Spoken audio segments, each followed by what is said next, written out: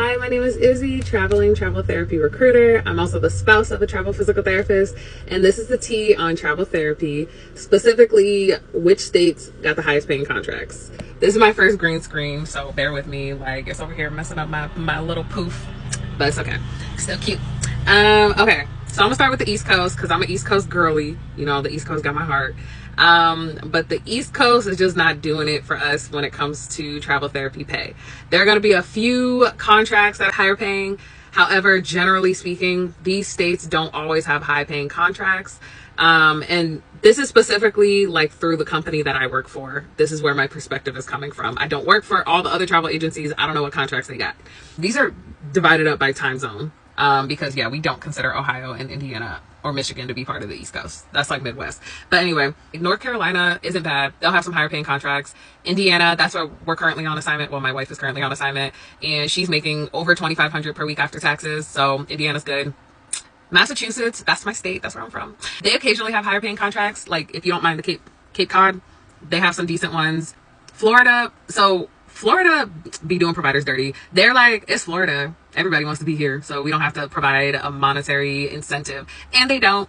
They just know people are going to be there. They'll be able to fill the jobs. They don't need to pay a lot.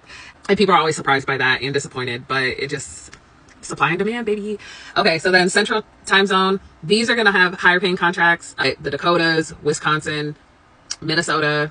They'll have higher paying contracts. We got higher paying contracts in Missouri, Kansas as well. Some in Arkansas. I would say like Kentucky, Tennessee, those southern Mississippi, Alabama, Texas, not Oklahoma, not a ton of higher paying contracts.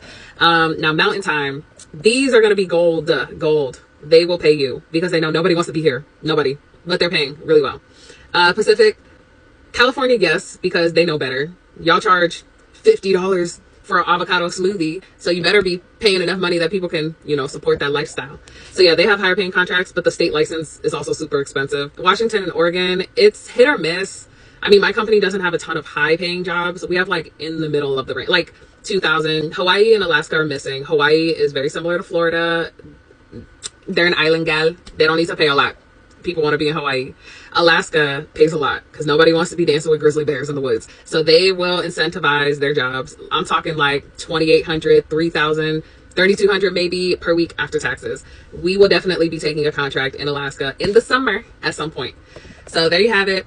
You might get lucky with a job that is higher paying. There might be low paying jobs in some of the places that would do higher paying. It depends. So that's the tea on who got the highest paying contracts in travel therapy. If you're looking for a recruiter, hit me up.